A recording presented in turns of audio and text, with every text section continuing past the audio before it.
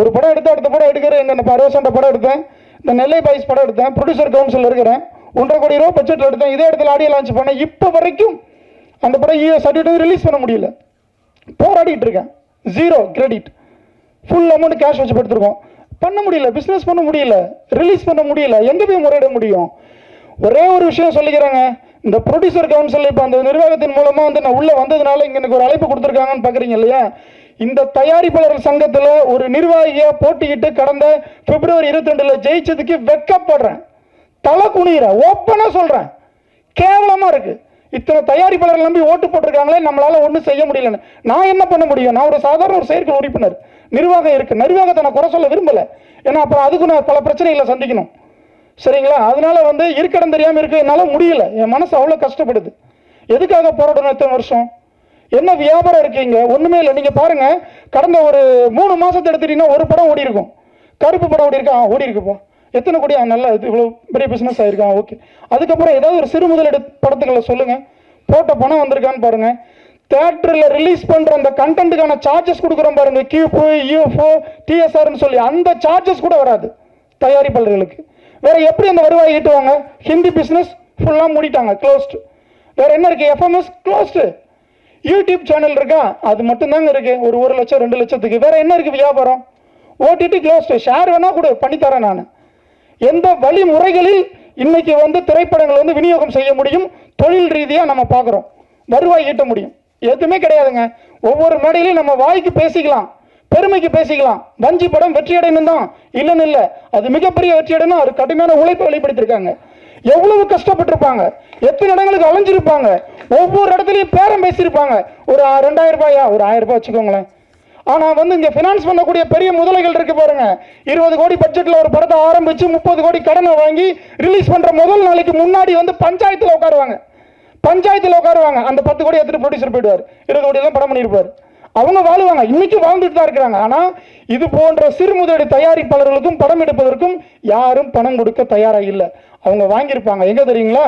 10 பைசா வட்டிக்கு, 5 பைசா வட்டிக்கு, கார் அடமானம் வச்சு, வீட்டு பத்திரத்தை அடமானம் வச்சு, சுற்றி இருக்க நண்பர்கள் கிட்ட வந்து 5000, 50,000, 1 லட்சம். இன்னைக்கு கூட இந்த இசைபிலிட்டி லாவுக்கு வந்து அவங்க எவ்வளவு கஷ்டப்பட்டிருக்காங்கன்னு அவங்களுக்கு மட்டும்தான் தெரியும்.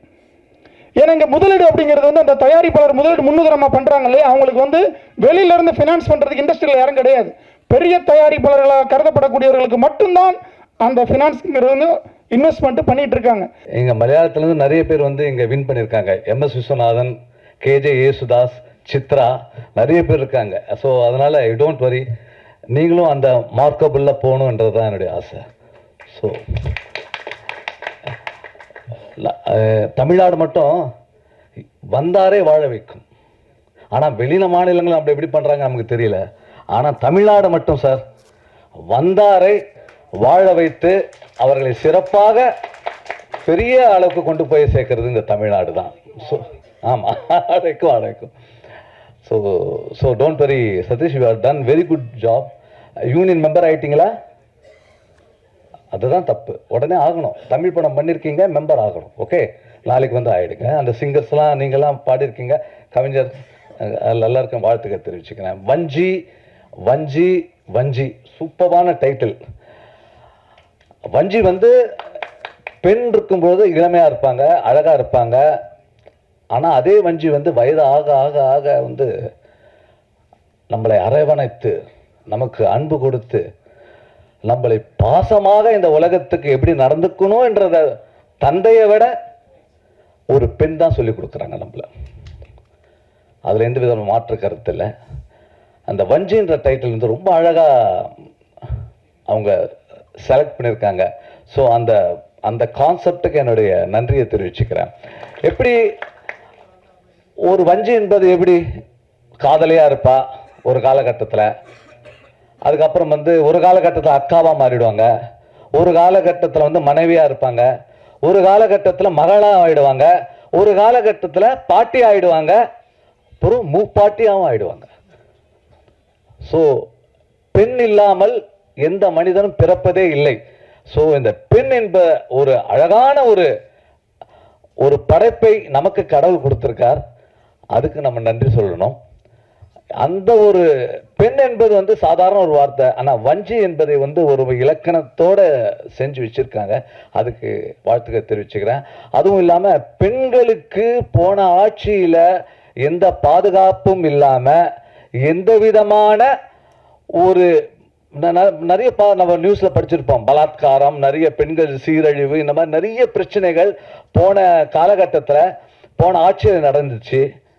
ஆனால் இப்போ நம்மளுடைய முதல்வர் பெண்களுக்கென்றே பெண்களுக்காகவே தன் ஆட்சியை நடத்துவார் என்பதை சொல்லியிருக்கிறார். முதல்ல நம்மளுடைய சீஃப் மினிஸ்டருக்கு ஒரு விஜய் அவர்களுக்கு வாழ்த்துக்களை தெரிவிச்சுப்போம். நம்ம சினிமா ஃபீல்ட்லேருந்து போனவர் தான் அவர்.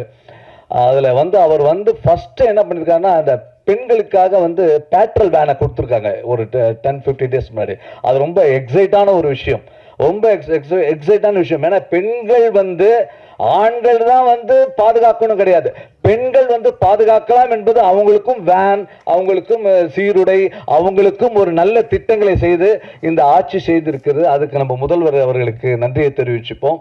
இந்த வஞ்சி கண்டிப்பாக இந்த வஞ்சிலாம் வந்து இந்த மாதிரி படம் டைட்டிலே வந்து அவருக்கு ரொம்ப பிடிக்கும். ஏன்னா வந்து ஒரு ஆண் தாயாக இருந்து நம்மளை வந்து காப்பாற்றி கொண்டிருக்கும் இந்த கவர்மெண்ட் நிலைத்து சிறப்போடு இருக்க வேண்டும் என்பதை தெரிவித்துக் கொள்கிறேன். 2 பேரையும் இந்த திரையுலகத்தில் நீ பல தம்பி எத்தனை இயக்குனர் வந்தாலும் சரி, அவங்கள மறக்க முடியாது, மறக்கவும் கூடாது. ஆனால் பாரதி ராஜா அப்படிங்கிற ஒரு இயக்குனர் வெற்றியடையவில்லை என்றால் இங்கே நிறைய கிராமத்திலேருந்து திறமை உள்ள இளைஞர்கள்லாம் சினிமாவுக்கு வந்திருக்கவே முடியாது. நிறைய பேர், பாக்கியராஜ், சேரன், லிங்குசாமி, விக்ரமன், ஆர்கே செல்வமணி, சங்கர் பச்சன், நிறைய இயக்குனர்கள்.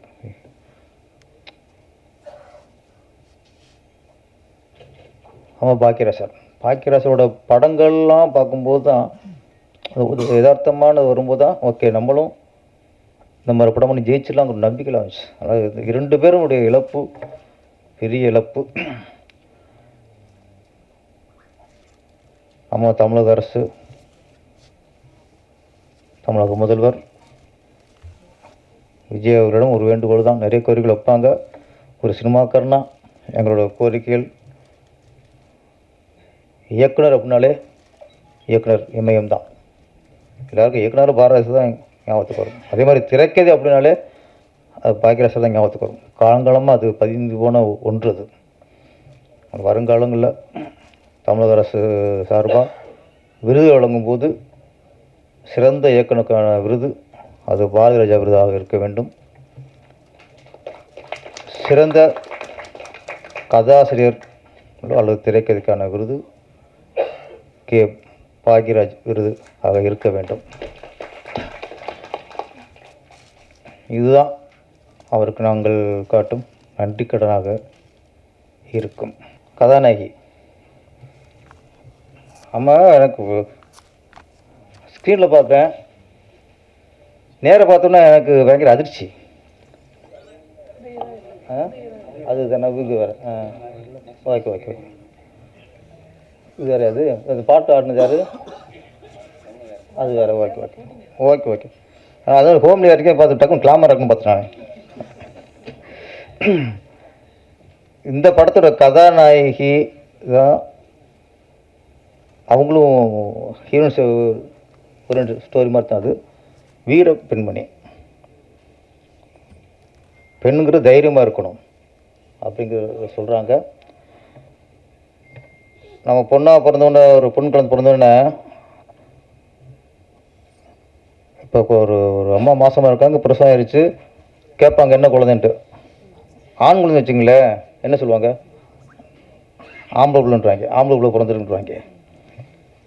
பெண் குழந்தை பிறந்தா பெண் குழந்தை சொல்ல மாட்டாங்க, மகாலட்சுமி சொல்லுவாங்க. அதான் உண்மை. ஆம்பளை பிள்ளை தான், பொம்பளை பிள்ளை தான் மகாலட்சுமி. சில நேரங்களில் அதான் வீரலட்சுமி. பிறக்கும்போது மகாலட்சுமி பிறக்கணும், ஆனால் வளரும்போது வீரலட்சுமி வளரணும். பெண்களை அப்படி வளர்க்கணும். டாக்டர் கலைஞர் அவர்கள் அரசியல் குடும்பத்திலே அவர் குடும்பம் தான் பெரிய குடும்பம்.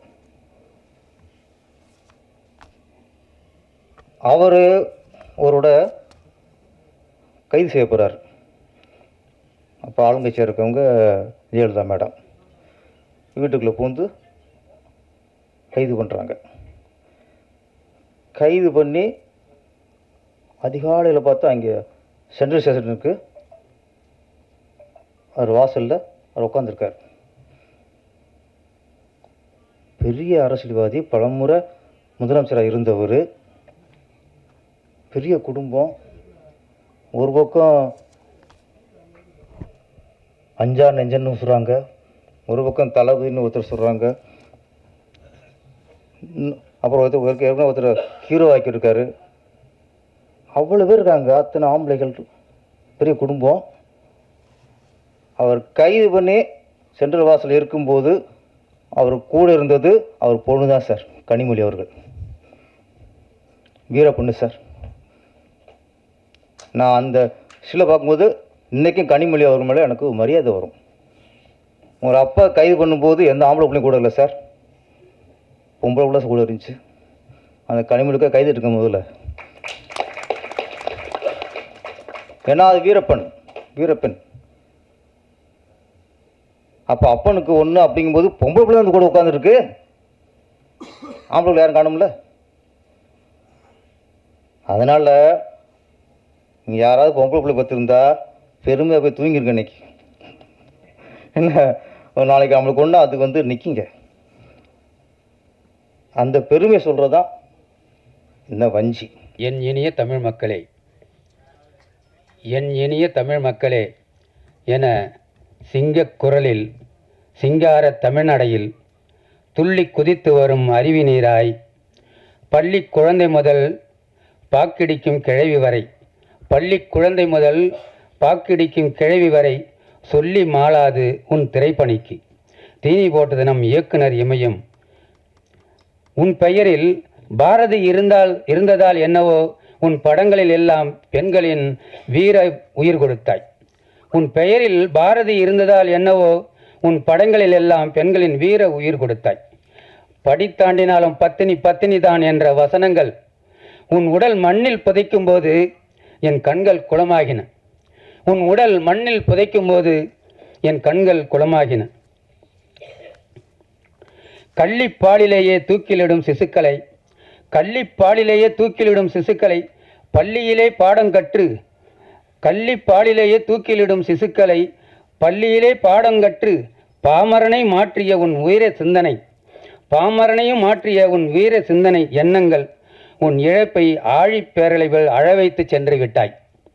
உன் இழப்பை ஆழிப்பேரலை போல் அழவைத்து சென்று விட்டாய்.